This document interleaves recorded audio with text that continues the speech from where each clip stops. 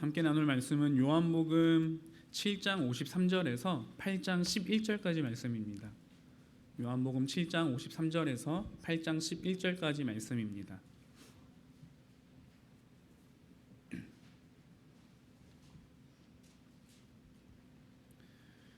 요한복음 7장 53절에서 8장 11절까지 말씀 함께 교독하도록 하겠습니다. 다 각각 집으로 돌아가고 예수는 감람산으로 가시니라. 아침에 다시 성전으로 돌아오시니 백성이 다 나아오는지라 앉으사 그들을 가르치시더니 서기관들과 바리새인들이 음행 중에 잡힌 여자를 끌고 와서 가운데 세우고 예수께 말하되 선생이여 이 여자가 간음하다가 현장에서 잡혔나이다. 모세는 율법에 이러한 여자를 돌로 치라 명하였거니와 선생은 어떻게 말하겠나이까. 그들이 이렇게 말하면 고발할 조건을 얻고자 하여 예수를 시험함이로라. 예수께서 몸을 굽히사 손가락으로 땅에 쓰시니 그들이 묻기를 맞이 아니한지라. 이에 일어나 이르시되 너희 중에 죄 없는 자가 먼저 돌로 치라 하시고 다시 몸을 굽혀 손가락으로 땅에 쓰시니 그들이 이 말씀을 듣고 양심의 가책을 느껴 어른으로 시작하여 젊은이까지 하나씩 나가고 오직 예수와 그 가운데 섰는 여자만 남았더라. 예수께서 일어나사 여자 외에 아무도 없는 것을 보시고 이르시되 여자여 너를 고발하던 그들이 어디 있느냐? 너를 정죄한 자가 없느냐? 대답하되 주여 없나이다. 예수께서 이르시되 나도 너를 정죄하지 아니하노니 가서 다시는 죄를 범하지 말라 하시니라. 오늘 요한복음 7장 53절에서 8장 11절까지의 말씀은 굉장히 사실 많은 신학자들에게 논란이 있는 말씀 구절 중에 하나입니다. 오늘 여러분이 본문을 읽으시면서 아마 본문 앞에 붙어있는 대괄호 표시를 아마 보셨을 겁니다. 7장 53절이 시작하기 이전에 대괄호 표시가 있었고 8장 11절이 끝날 때 또 한편으로는 대괄호 표시가 있으면서 이 표시는 성경에서 어떤 사본에는 이 말씀 구절이 빠져 있지만 어떤 사본에는 이 말씀이 추가되어 있다는 것을 암시해주는 표현입니다. 따라서 많은 신학자들은 이 본문은 후대에 첨가된 본문일 것이라고 추측하기도 하며 이 본문은 요한복음 주석을 쓰더라도 주외를 하지 않는다든지 그냥 지나치는 경우들이 많이 있습니다. 그러나 저는 이 본문 역시 오늘 성령의 영감을 통해 우리에게 주어진 정확무한 하나님의 말씀이라고 믿으며 이 요한복음에서 이것 자체가 중요한 문맥을 갖고 오늘 이 이야기를 통해서 요한복음에 나타내는 많은 주제들을 담고 있기 때문에 이는 굉장히 중요한 본문 중에 하나라고 저는 생각을 합니다. 그리고 본문의 뜨거운 논쟁만큼이나 아이러니한 것은요, 이 본문은 신학자들에게만 유명하거나 많이 알려진 이야기가 아니라 사실은 교회를 다니지 않는 모든 사람들이 사실은 이 이야기는 알 만큼 굉장히 유명한 이야기라는 겁니다. 대부분의 사람들이 이 가늠한 여인의 이야기를 모르는 사람이 없을 만큼 신자가 아닐지라도 굉장히 성경에서 유명한 이야기이지만 또 한편으로 굉장히 아이러니한 것은 수많은 신자들 그리스도인들이 이 가늠한 여인의 이야기는 자신과는 동떨어진 이야기로 대하며 살아간다는 것이 오늘 성경이 우리에게 보여주는 굉장한 아이러니인 것 같습니다. 교회를 다니는 많은 사람들이 알고 있는 유명한 본문이지만 동시에 우리에게도 여전히 잘 알려진 본문이지만 우리는 이 가늠한 여인을 보면서 정말 이 가늠한 여인이 우리 자신의 이야기라고 성경에 기록하고 있던 사실에 대해서 여러분은 얼마나 깊이 있게 공감하고 계십니까? 너무도 유명해서인지 어쩌면 이 본문은 우리에게 그렇게 깊이 있게 어떻게 보면 피부로 와닿지는 않는 것 같습니다. 왜냐하면 간음이라고 하는 주제 자체가 사실은요 우리 주변에서 쉽게 만날 수가 없는 문제이기 때문에 그렇죠. 사실은 간음이라고 하는 단어는 굉장히 우리에게 어떻게 보면 성경에서 친숙한 단어이기도 하지만 우리 주변에서 실제로 우리가 이러한 문제를 경험한다거나 본 경우가 사실은 거의 없고 주변에서 쉽게 일어나지 않는 문제이기 때문에 사실은 이 간음한 여인의 죄를 볼 때 우리는 저 정도까지 저런 간음 같은 죄는 저지르지 않았기 때문에 사실은 저 이야기가 내 이야기라고 직접적으로 와닿기에는 너무나도 먼 거리에 있는 것처럼 사실은 느껴지는 것도 사실입니다.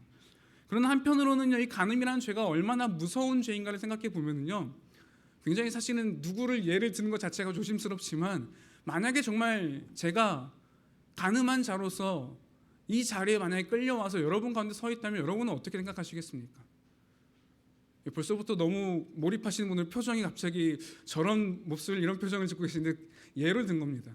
그만큼 어쩌면 우리는 간음한 여인이 만약에 우리 주변에 누군가일 거라고 생각한다면 굉장히 심각한 문제이고 이는 결코 용서받을 수 없는 심각한 문제로서 공동체를 파괴시킬 수 있는 무서운 죄란 사실에 대해서 우리는 어느 누구든지 인정하고 있을 것이고 그러나 하지만 실제적으로 우리 삶 속에서는 쉽게 만날 수가 없기 때문에 너무도 먼 곳에 있는 것처럼 우리는 대하며 살아가기도 한다는 겁니다. 그러나 더 무섭고 놀라운 것은 오늘 본문은 가늠한 여인이 얼마나 무서운 죄를 저질렀는지, 얼마나 추악하고 나쁜 죄를 저질렀는지에 대해서 지적하기보다는 이 가늠한 여인을 끌고 온 바리새인과 서기관들이 얼마나 비열하고 처참한 죄를 저지르고 있는지에 대해서 우리에게 지적해주고 있다는 것입니다. 왜냐하면 가늠한 여인에 대한 묘사는 요한복음에서 별로 나타나 있지 않지만 이 오늘 8장 11절까지 우리가 읽던 본문 속에서 대부분의 묘사는 이 서기관들과 바리새인들을 묘사하는 데 집중적으로 묘사하고 있기 때문입니다. 이들은 가늠하다가 붙잡힌 여인을 데려와서 예수님께 이렇게 묻습니다. 모세는 율법에 이런 여자를 돌로 치라고 명하였는데 선생이여 당신은 어떻게 말하겠습니까? 라고 5절에서 예수님께 질문을 던졌습니다. 이들은 예수님께 다가가면서 예수님을 향하여서 선생이라고 부르면서 당시에 랍비들을 칭하였던 선생이라고 부르면서 예수님 굉장히 극존칭을 쓰면서 예수님을 존경하는 듯한 태도를 가지고 예수님께 접근하였습니다. 당시에 스스로가 서기관들과 바리새인들은 율법에 능통한 자였고 율법에 대해서 잘 알고 있는 존재였음에도 불구하고 이들이 예수를 향하여서 선생이여라고 2번씩이나 질문함을 통하여서 우리는 당신을 존경하고 있다는 태도를 보이면서 던진 질문은 율법에는 이렇게 나와 있는데 율법에는 가늠하다가 붙잡힌 여인을 돌로 쳐 죽이라고 분명히 말하고 있는데 당신은 이것에 대해서 어떻게 할 것입니까? 라고 오늘 예수님께 찾아와서 질문을 던진 것이었습니다. 이들은 신명기 22장의 말씀에 근거하여서 가늠한 여인이 붙잡혔을 때 돌로 쳐 죽이라고 말하였던 모세의 명령을 따라서 그녀를 당장 그 자리에 죽일 수 있음에도 불구하고 예수님을 시험하기 위하여서 그 가늠한 여인을 붙잡아서 예수님께 오늘 데리고 온 모습을 우리는 살펴볼 수 있습니다.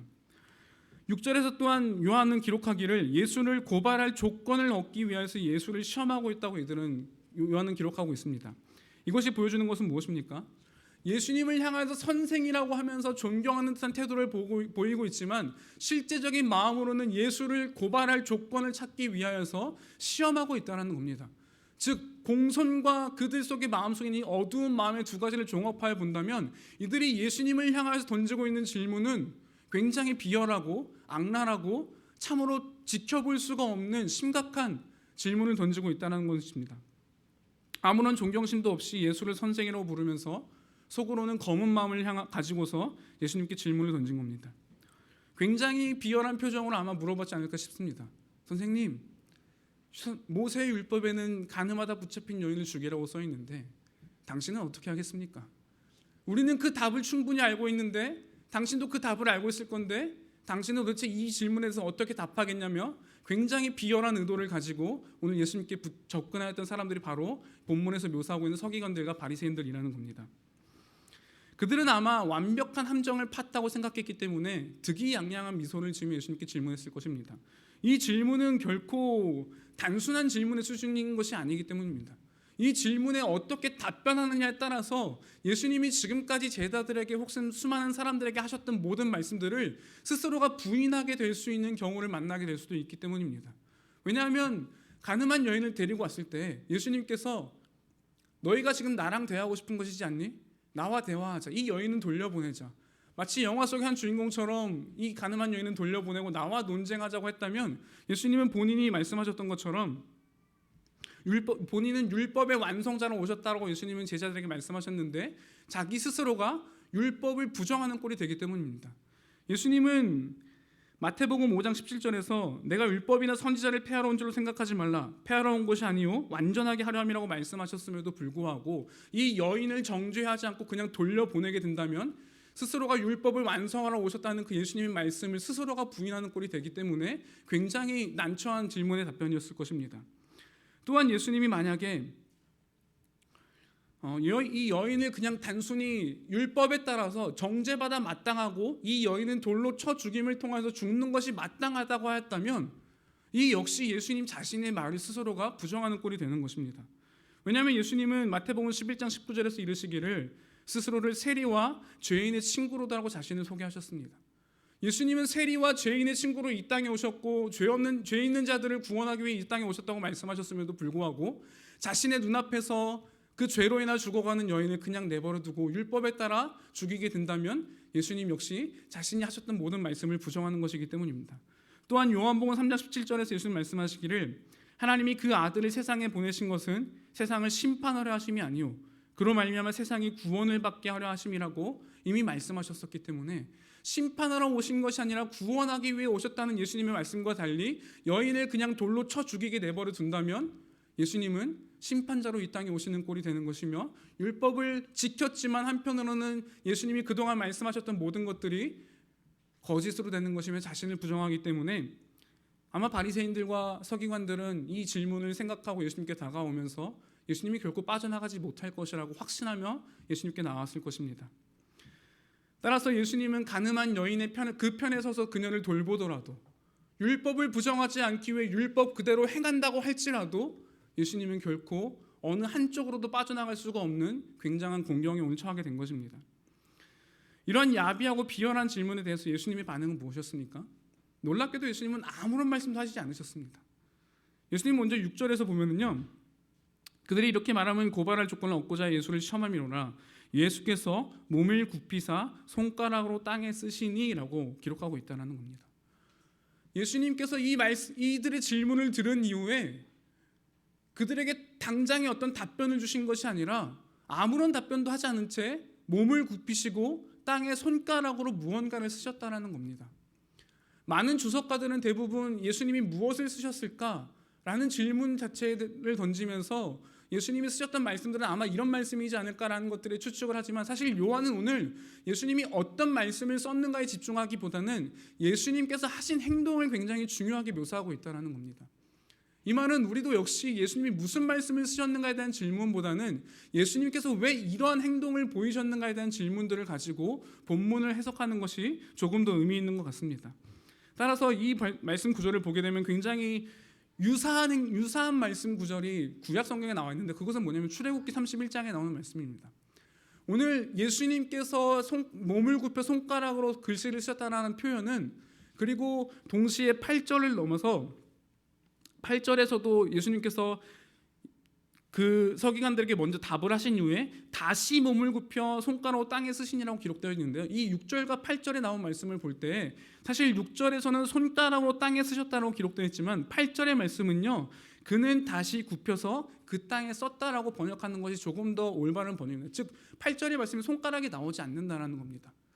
이것과 비슷한 말씀이 제가 방금 말씀드린 출애굽기 31장에 나오는 장면인데요, 출애굽기 31장은 무슨 장면이냐면 하나님께서 모세를 시내산으로 부르시고 모세에게 십계명을 주셨던 때였습니다. 31장 1절을 찾아보면요, 저희 한번 출애굽기 31장 1절 한번 찾아볼까요?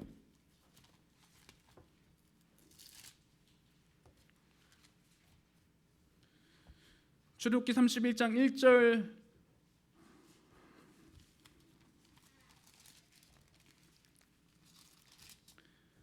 1절 말씀에 죄송합니다. 31장 18절입니다. 예, 31장 18절이요. 31장 18절에 보면은 여호와께서 시내산 위에서 모세에게 이르시기를 마치신 때에 증거판 둘을 모세에게 주시니 이는 돌판이요 하나님이 친히 쓰신 것이더라라고 기록되어 있습니다. 여기서 친히 쓰신 것이더라라고 기록되어진 말씀은요, 하나님께서 손가락으로 쓰셨다라고 기록되어진 말씀입니다. 즉 직역하면은 하나님께서 직접 손가락으로 쓰셨다라고 기록하고 있는 겁니다. 동시에 이 하나님께서 처음으로 모세에게 줬던 돌판은 어떻게 되었습니까? 모세가 시내산에서 내려갈 때 이스라엘 백성들이 하나님 앞에 범죄함으로 인하여서 모세는 분노하였고, 그러나 이 돌판을 깨버리게 되었습니다. 그리고 하나님께서 다시금 모세에게 출애굽기 34장에서 모세를 부르셔서 34장 1절에 보면은 모세를 부르셔서 다시금 이 돌판을 주시는데, 그때도 보면은요, 내가 그 판에 쓰리니라고 기록되는데 이때는 손가락이 기록되어져 있지 않습니다. 즉 31장에서 모세에게 줄 때에는 손가락으로 쓰셨다고 기록하고 있고 34장 1절에서 모세에게 다시금 줄 때는 그냥 쓰셨다라는 표현만 기록되어 있습니다.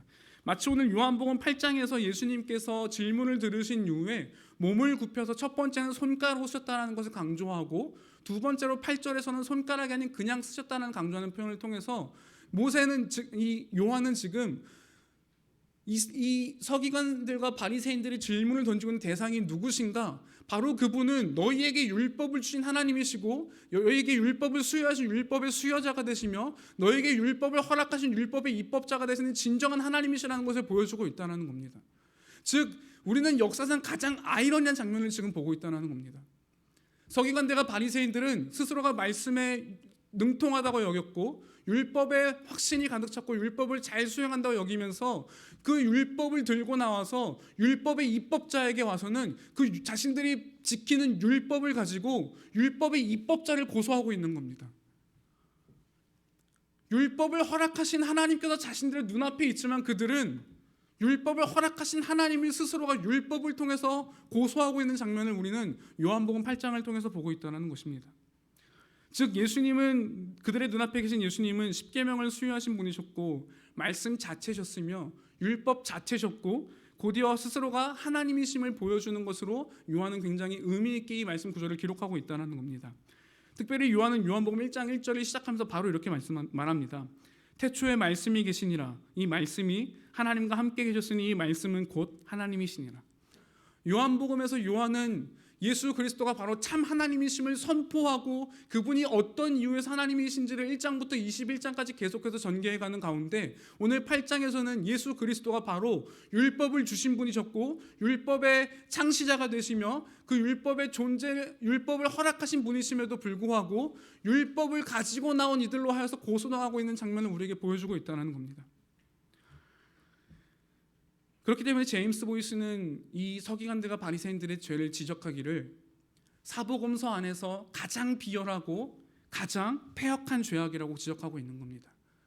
하나님의 말씀을 통해서 주어진 율법을 가지고 율법의 주인을 고소하고 있기 때문에 그의 지적은 어쩌면 너무나 정당해 보이고 사복음서 안에서 가장 비열한 죄악을 찾으라고 한다면 요한복음 8장에서 나오는 이 서기관들과 바리새인들의 죄이지 않을까 싶습니다.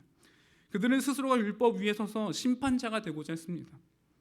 진정한 율법의 주인 되시는 그리스도 앞에 서서 그들은 스스로가 가지고 온 율법을 통하여서 그리스도를 정죄함으로 자신들의 의로움을 내세우기 위해 그리스도께 찾아왔습니다. 하지만 정작 진정한 율법이신 진정한 말씀이신 예수 그리스도 앞에 서게 됐을 때 비추어지게 된 것은 무엇이었습니까? 우리는 율법 앞에 서게 될 때 우리의 내면이 얼마나 부끄러운 것인지를 비추어지게 됩니다. 즉 진정한 말씀이시고 율법이신 그리스도 앞에 서기관들과 바리새인들이 서게 되었을 때 진정으로 드러나게 된 것은 예수 그리스도는 참 하나님이시며 그리고 스스로가 의롭다 하고 나의 의로움을 증명하기 위해 예수님께 찾아왔지만 정작 드러난 것은 그들 스스로가 얼마나 부끄러운 죄인인지가 그리스도를 통해서 나타났다는 것입니다. 예수님은 그들의 비열한 질문에 대해서 답하시기를 죄 없는 자가 먼저 돌로 치라고 말씀하셨습니다. 예수님은 율법을 부정하지도 않으셨고 그리고 그저 여인을 보호하지만도 않으셨던 겁니다. 앞서 말씀드렸던 것처럼 예수님이 여인을 보호한다면 예수님은 율법을 부정하는 꼴이 되어졌고 예수님이 단순히 이 여인을 용서하셨다면 그냥 아무 뜻이 없이 용서하셨다면 율법을 부정하는 꼴이 되었을 텐데 예수님은 그것이 아니라 이 여인을 향하여서 여인이 받아 마땅한 벌을 내리셨습니다. 돌로 치라는 것입니다. 율법에 기록된 대로 돌로 쳐라. 그러나 그냥 치는 것이 아니라 그 치는 심판자는 누구냐? 죄 없는 자가 돌로 치라고 말씀하심을 통해서 예수님은 율법을 이루셨으며 그 율법의 진정한 의미를 깨닫고 이들에게 말씀하심으로써 그리고 이를 통하여서 율법을 죄 없는 자가 돌로 치라는 말씀 앞에 바리새인들과 서기관들이 떠나감을 통해서 우리가 볼 수 있는 것은 무엇입니까? 이를 통해서 진정으로 드러나게 된 것은 그들 스스로의 죄의 문제가 드러났다는 것입니다. 이를 통해서 예수님은 진정한 지혜이시고 말씀이시며 그분 스스로가 지혜의 왕이심을 우리에게 드러내는 것입니다. 그들은 자신이 옳다고 여기며 율법에 올라설 자격이 있다고 생각하며 예수님께 찾아왔습니다. 하지만 그들은 율법에 대해서 스스로가 율법 위에 올라설 수 있는 자격이 없는 존재이며 율법을 통해서 자신을 의롭다고 증명할 수 있는 것이 아니라 율법을 통해서 드러난 것은 자신이 스스로가 결국엔 죄인이라는 사실밖에 드러난 것이 아무것도 없었다는 겁니다. 그리고 9절부터 기록하기는 나이가 많은 사람부터 한 사람씩 결국 이 여인 곁을 떠나갔다고 요한은 기록하고 있습니다. 그들의 마음이 비추었을 때 그들이 나타낸 반응은 결국에는 자신의 죄악의 문제가 드러났을 때 그들은 그 자리에서 피하는 것이었습니다. 나이가 가장 많은 사람부터 떠나갔다는 것은 나이가 많을수록 더 죄가 많았다는 것이고 나이가 많을수록 그들이 지켜야 할 것이 더 많았다는 것입니다. 즉 자신이 조금이라도 갖고 있는 그 죄들을 더 들키지 않기 위해 그들은 떠나가야 했고 자신들이 지금까지 지켜왔던 그 명성과 자신들의 유익을 지키기 위해서 결국 그들은 그리스도 앞에서 떠나가는 결정을 내렸던 것입니다.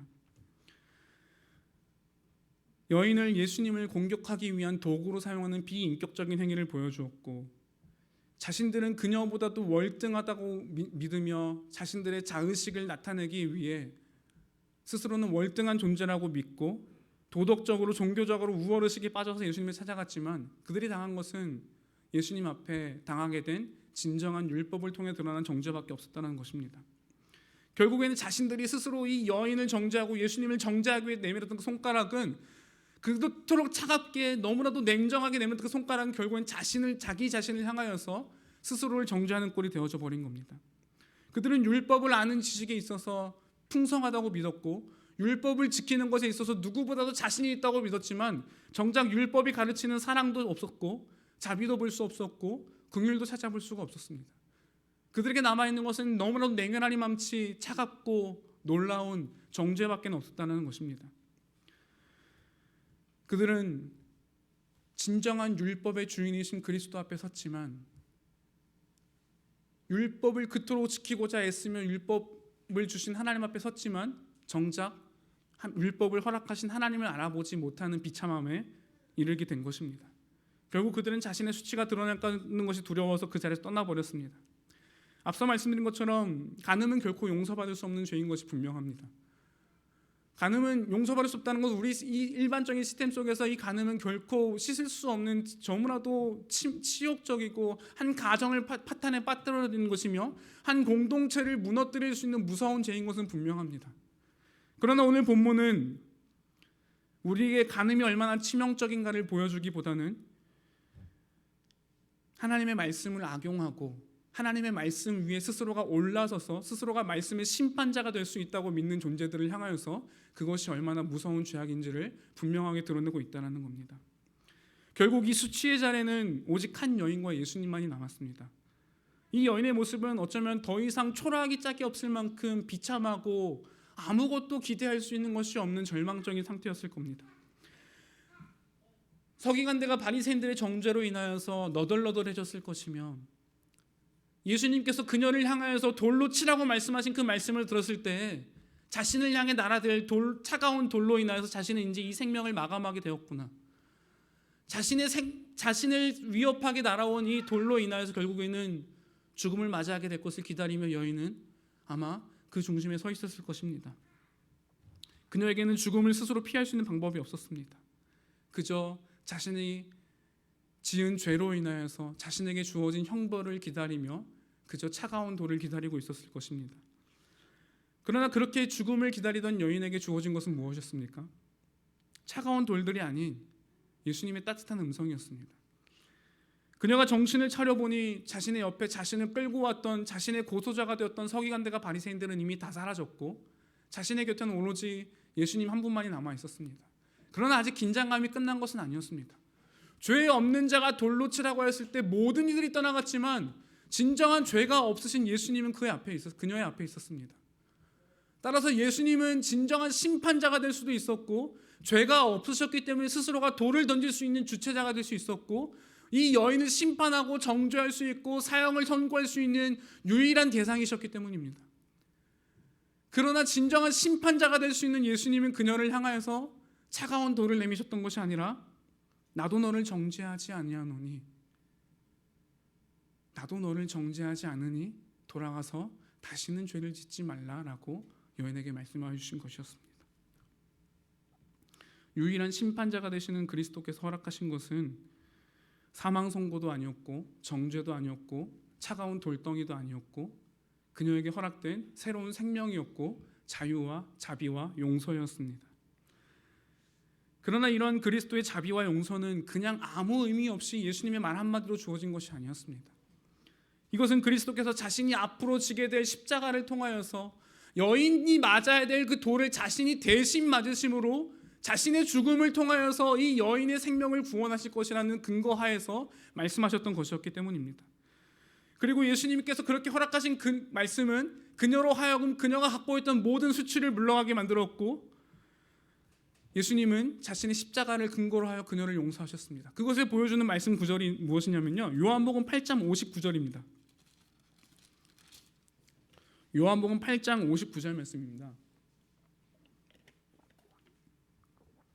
요한 8장 59절 함께 한번 읽어보도록 하겠습니다. 그들이 돌을 들어 치려 하거늘 예수께서 숨어 성전에서 나가시니라. 요한복음 8장은 가늠한 여인을 붙잡아서 그녀에게 돌을 던지기 위한 이야기로 시작되어졌습니다. 그러나 그녀를 향하였던 돌은 요한복음 8장이 끝날 때는 누구를 향해 있습니까? 이제는 가늠한 여인에게 돌려졌던 그 돌이 이제는 예수님 자신을 향하여서 돌려졌다는 것입니다. 이 사건을 통하여서 예수님은 결국에는 그 예수님을 붙잡기 위한 돌이, 가늠한 여인을 죽이기 위한 그 돌이 예수님 자신에게 올 것임을 요한은 아주 우리에게 문학적으로 드러내고 있고, 결국에는 예수님께서 여인을 그냥 용서하신 것이 아니라 여인을 대신하여 자신이 돌을 맞으심으로, 여인이 감당하고 죽어야 될 죽음의 수치를 자신이 감당하심으로, 예수님 자신이 십자가에 달려 죽으심으로써 그녀를 용서하시는 것이라고 오늘 우리에게 본문은 보여주고 있는 겁니다. 우리는 자신이 맞이하게 된 수치의 자리에서 두 가지의 반응을 보였던 오늘 부의 사람들을 보았습니다.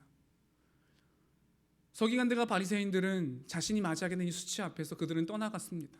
조금이라도 자신의 죄가 더 드러날까 두려워하며, 이로 인해 자신이 조금이라도 무언가를 잃지 않을까 두려워하며, 진정한 말씀이시고 율법을 허락하신 그리스도 앞에서 그들은 떠나갔습니다. 하지만 가늠한 여인은 어떻습니까? 그녀는 스스로 할 수 있는 것이 아무것도 없었습니다. 너무도 절망적이었고 당장 이 죽음의 위기에서 스스로를 구원할 수 있는 것은 아무것도 없었습니다. 절망스러운 수치를 경험하면서 처절한 죽음만을 그녀는 기다리고 있었습니다. 절망스러운 죽음을 기다리고 있던 그녀에게 주어진 것은 감당할 수 없는 생명과 자유와 용서의 은혜였습니다. 여러분은 이 가늠한 여인이 거쳐왔던 무기력함과 절망스러운 수치의 자리를 지나오셨습니까? 기독교는 결코 무언가를 깨닫고 진리를 깨달음을 통하여서 구원을 얻는 것이 아니라 스스로는 도저히 해결할 수 없는 죄의 문제로 인하여서 절망 속에 있다는 사실을 기억하고, 그로 인해서 나한테는 아무것도 할 수 없다는 사실을 인정함으로 항복을 선언하는 것입니다. 하나님, 저는 아무것도 할 수가 없습니다. 저는 저 자신을 거룩하게 할 수도 없고, 저는 제게 있는 죄의 문제를 해결할 수도 없으며, 이로 인해서 죽을 수밖에 없게 된 존재가 저입니다. 그러니 주님 도와주십시오라고 이야기하며 항복을 선언하는 것이 기독교의 핵심입니다. 그녀는 인생에서 가장 낮아지고 비참함을 경험하는 자리 속에서 자신 스스로가 아무것도 할 수 없는 존재라는 사실을 깊이 있게 깨닫게 되었고, 이 항복 너머에서 그녀에게 허락되어진 자유와 기쁨과 용서의 은혜를 경험하게 되었던 것입니다. 그리스도께서 우리를 대신하여 돌에 맞으시고 십자가에서 하나님의 진노를 대신 담당하심으로 우리를 구원하셨다는 것이 오늘 성경이 우리에게 들려주는 복음의 놀라운 선언입니다. 따라서 가늠한 이 여인의 이야기는 분명한 우리의 이야기입니다. 그러나 이것은 단순히 우리가 처음으로 예수님을 믿던 그 순간 내가 죄인이라는 사실을 깨닫고 예수님을 믿을 수밖에 없고 예수님이 없이는 내가 살아갈 수밖에 없다라는 그 분명한 진리를 깨닫게 되는 그 회심의 순간에만 나타나는 것이 결코 아닙니다. 이 가늠한 여인의 이야기는 어떤 한순간 그리스도인이 되기 위한 한 번의 과정을 통과하는 그런 관문을 넘어서는 것이 아니라 진정한 그리스도의 삶 속에서 매일매일 일어나야 되는 이 사건이라는 것입니다. 그러나 그럼에도 불구하고 우리는 언제 우리가 가늠한 여인이냐는 듯이 비웃기라도 하듯이 이 가늠한 여인의 자리에 서 있던 순간은 아주 잠시일 뿐 우리도 모르게 이 서기관들과 바리새인들의 자리에 올라서 있지는 않습니까? 소름이 돋도록 정말 무서운 것은 우리도 모르게 어느샌가에 그리스도의 은혜를 잊어버리고 이 가늠한 여인의 자리에 자신은 있지 않으며 나는 율법 위에 올라설 수 있는 존재야, 말씀 위에 올라설 수 있는 존재가 되어져서 오늘 서기관들과 바리새인처럼 내게난 손가락을 누군가를 향해 내밀며, 내게난 손가락을 어떤 교회를 향해 내밀며 누군가를 함부로 정죄하고 심판하고 스스로가 심판자가 되고 스스로가 판단자가 되어 살아가는 것이 우리의 삶의 모습이진 않습니까? 말씀을 근거로 누군가를 정죄하고, 말씀은 근거로 누군가가 틀렸음을 증명하기 위해 쓰고, 그 속에서 말씀을 근거로 나의 의로움을 증명하기 위해 애쓰며 살아가는 것이 우리의 삶의 모습이라는 것을 발견할 때가 너무나도 많다는 것은 정말로 고통스러운 이야기인 것 같습니다. 저희 교회의 특성상 사실은 대부분의 교인분들이 많은 베샬롬 교회에 오게 된 계기가 말씀에 대한 갈급함이었을 것입니다. 저 역시 그러하였고 올바른 복음이 듣고 싶었고 올바른 복음이 가르치고 싶은 열정에 베샬롬 교회를 오게 되었습니다.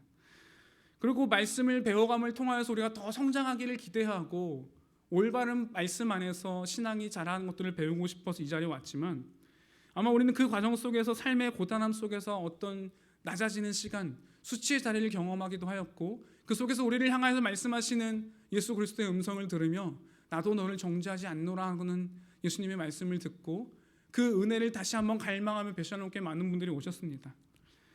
하지만 언제부터인가 스스로가 베샬롬 교회의 교인이 되었다는 그 자체가 우리로 하여금 우리의 신앙의 증거라고 여기며 살아가게 만들지는 않습니까? 어느 정도 성경에 대해서, 교리에 대해서 신학적인 지식들이 우리 안에 쌓여갈수록 우리는 충분히 말씀에 대해서 잘 알고 있다고 생각하면서 성경의 주체가 되고 판단자가 되어서 다른 교회들과 다른 지체들을 향하여서 너무도 쉽게 틀렸다고 말하고 그들에 대해서 단순히 우리가 알 수 없음에도 불구하고 너무도 표면적인 이유들을 가지고 그들을 정죄하며 살아가는 자리에 우리가 올라서 있지는 않습니까? 이러한 마음의 깊은 자리에 실체하는 것은 무엇일까요? 지난 수요일에 시편 강해를 들으면서요, 시편 119편 136절에 말씀하는 주의 법을 지키지 않는 자들을 향한 거룩한 눈물이 아니라 그들을 향한 날선 정죄와 비판이 우리에게 있다는 것을 보면서 결국에는 우리 스스로가 이 수치의 자리를 지나가지 않을 때 우리는 너무나도 자연스럽게 말씀보다 위에 올라서서 말씀의 주체자가 되어지고 말씀의 심판자가 되어져서 하나님과 동등한 위치에 서고자 하는 우리의 교만함을 보게 된다는 것입니다. 본문은 이러한 우리의 모습을 향하여서 가늠한 여인이 행했던 죄보다 더 크고 비열한 죄라고 분명하게 경고하는 것입니다. 이러한 우리의 현실에 대해서 톰 라이트는 율법은 마음속 어두운 곳에 하나님의 심판의 빛을 비추기 위한 것인데도 그것을 자기의 의를 드러내는 수단으로 사용하는 것은 뿌리 깊은 죄라고 지적하고 있습니다. 즉 우리는 성경을 손에 들고 다른 교회와 다른 이들을 향하여서 판단하는 주체자가 아니라 하나님의 말씀 아래에서 우리 스스로가 우리의 내면을 비춰짐을 당하여야 되고 하나님의 말씀 아래에 위치함으로써 우리 자신이 어떠한 존재이고 얼마나 연약한 존재인지를 보아야 한다는 것입니다. 우리는 결코 말씀 위에 올라설 자격을 얻은 존재가 아닙니다. 우리가 교리를 조금 더 배우는 것, 말씀을 더 바르게 알아가고 올바른 복음을 듣는 것, 베샬롬 교회의 교인이 되었다는 것, 이것이 결코 우리의 신앙의 증거가 아니기 때문입니다. 그러나 우리가 그것들이 마치 우리의 자격이 된다고 착각한다면 우리는 기독교를 아까도 말씀드린 것처럼 심각하게 오해하고 있는 것입니다. 기독교는 결코 지식을 쌓고 도를 깨우치는 종교가 아닙니다. 하나님 앞에서 내가 얼마나 부족하고 내가 죽을 수밖에 없는 죄인의 사실을 깨닫고 이 죄의 문제를 나 스스로는 절대 해결할 수 없다는 그 사실을 인정함으로 항복을 선언하는 것이 복음의 시작이기 때문입니다. 그렇기 때문에 앞서 말씀드린 것처럼 가늠한 여인의 경험했던 이 수치는 결코 회심의 순간에 어떤 우리가 그리스도인이 되기 위해 통과해야 되는 어떤 한 번의 관문을 뛰어넘는 것이 결코 아닙니다. 우리가 하나님의 영광을 본다면, 하나님의 거룩한 말씀을 통하여서 하나님의 영광을 날마다 보게 된다면 우리가 앞서 찬송하였던 것처럼 하나님의 영광을 보고 누릴 때 우리는 우리가 얼마나 거룩하지 못한 존재인지를 깨닫게 되는 것이 올바른 성경의 순리이기 때문입니다. 하지만 삶에서 실력이 없음, 믿음으로 살아갈 실력이 우리에게 없다는 것을 경험하게 되고 이로 인한 절망을 경험하고 수치스러운 자리에 서기 위한 전제 조건이 있습니다. 존 파이퍼는 그 전제 조건을 설명하기를 이처럼 자신이 거룩하지 못하는 사실로 인해 수치를 느끼며 울고 고통스러워하기 위해서는 먼저 하나님의 거룩하심을 사랑하는 일이 선행되어져야 된다고 말합니다. 거꾸로 말하면 우리의 삶 속에서 이 가늠한 여인의 이야기는 내가 회심 때 아주 오래전에 경험한 이야기가 되어졌고 내 삶에서 최근에는 그런 경험이 없이 그냥 매일매일 나는 그리스도인이라 생각하며 살아오며 거짓된 확신 속에 거하고 있다는 것은 무엇을 말해주는 겁니까? 우리가 하나님의 거룩을 사랑하는 마음이 없다는 것을 증명하는 것이고 우리로 하여금 하나님의 거룩을 갈망하고 하나님을 닮아가고 싶어하고 하나님을 사랑하는 마음이 우리에게서 사라져버렸다는 것을 보여주는 것입니다. 따라서 우리가 날마다 하나님을 더 알아가는 기쁨을 누리고 있다고 고백하면서 정작 자신이 거룩하지 못한 존재라는 사실을 깨닫지 못하고 있다면 그것은 우리가 거짓된 확신 속에 머물고 있는 것이고 거짓된 기쁨 속에 거하고 있다는 것입니다. 마치 서기관들과 바리새인들이 스스로가 나는 의롭다 생각하였고 율법을 통해서 자신의 의로움을 증명하기 위해 했었던 것처럼 우리 역시 말씀 위에 올라서서 말씀을 우리의 삶을 비추고 하나님의 뜻을 구하는 것이 아니라 말씀을 나의 판단의 도구로 삼고 말씀의 주체자 심판자가 되어 살아가고 있는 모습이라고 성경은 우리에게 이야기해 주는 것입니다. 결코 이런 피상적인 신앙에 참된 기쁨은 존재할 수가 없습니다. 그렇기 때문에 참된 그리스도인 삶에서 경험하게 되어지는 이 오늘 가늠한 여인이 경험했던 이 수치의 자리는 결코 우리에게 무익한 것이 아닙니다. 우리가 계속해서 1월 1일부터 시작하신 존 파이퍼의 장래의 은혜를 읽고 있는데요. 어제 읽었던 구절에서 이런 구절이 나옵니다. 정당한 수치심은 상당히 건전하며 유익하다.